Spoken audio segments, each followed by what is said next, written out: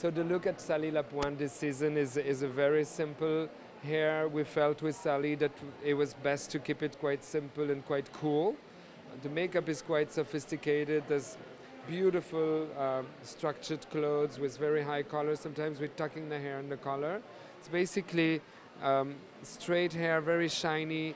Not much product. We're separating the hair in the center with a very clean center part.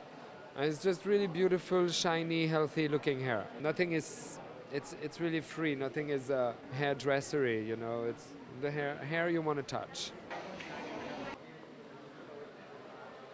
Sally was inspired by Kafka's Metamorphosis.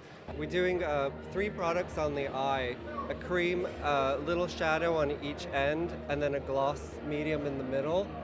And then we're using a full coverage foundation, keeping it very matte, but then we're adding gloss on the top of the cheekbone. So we're playing a lot with the skin and with textures, and then we're doing a very metallic, strong, precise mouth. And what it does is almost makes everything else seem even more ethereal and light. Even though it's a lot of makeup, it's a clean application of it.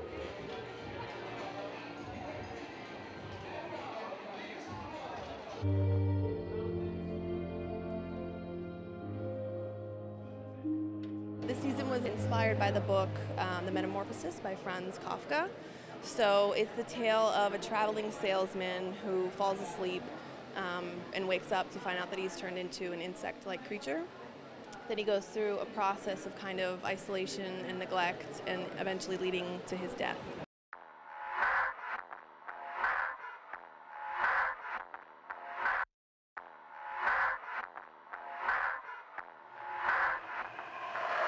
I think this season I just really wanted to tell a narrative, a full story, and have it really rich and embellished. So that was the book that I read, and I thought it was a very beautiful and emotional story, something I could get across to my viewers.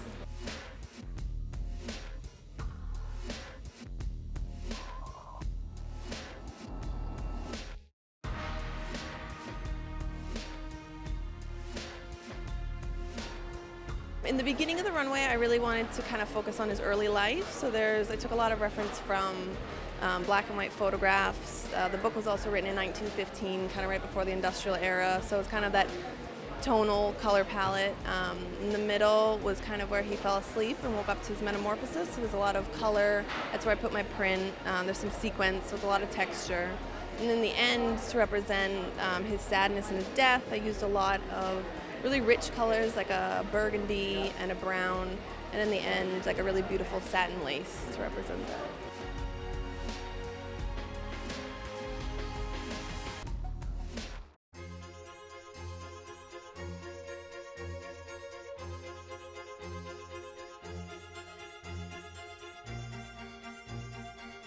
It's usually always like a large inspiration, I think. People have asked me why. I'm not exactly sure why I'm drawn to that, but if it's something that kind of, gets me right away, then it's something that inspires me a lot, and I choose it. But yeah, I guess you could say it's kind of like a dark romanticism.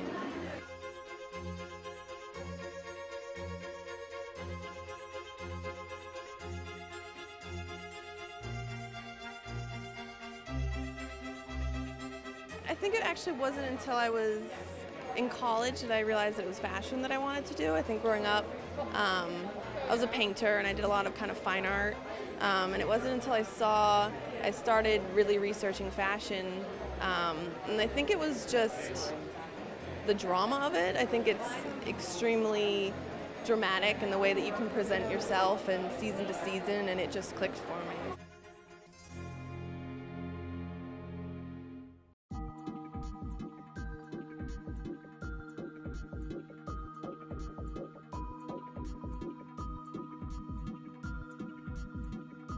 Going into the 4th season, I think I feel a lot closer to my customer in the past seasons. So it's been really cool, like developing the clothing as well as learning exactly who the woman is that I'm dressing.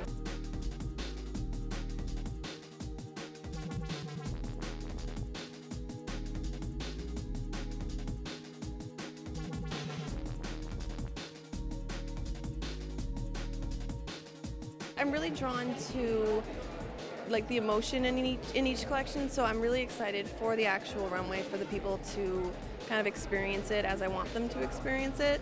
And then I think I'm just really excited for the clothes this season. I think there's a lot of really great pieces. There's a lot of jackets, and we've done a few previews and people have been really responding to it, so I'm pretty excited. I think it's a good mix between getting my message across but also being really desirable clothing.